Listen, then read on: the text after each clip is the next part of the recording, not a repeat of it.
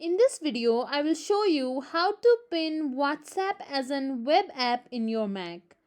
So for that, simply open up any web browser and preferably Safari. In the search bar, search for whatsapp.com.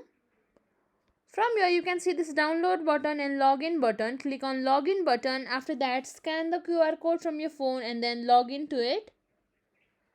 After you're logged into your WhatsApp account in the web version, you can simply hover your cursor over the top of the screen. Then this menu bar or toolbar will open. Simply click on File. Then you can see this menu bar. Here you can find Add to Dock right below Export as PDF. Click on it. You can set the name and then click on Add. Now let's go back and check it. Here you can see the WhatsApp app web is added to our dock. And that's it. If you think this video was helpful, please like, share, subscribe to our channel, and thank you for watching.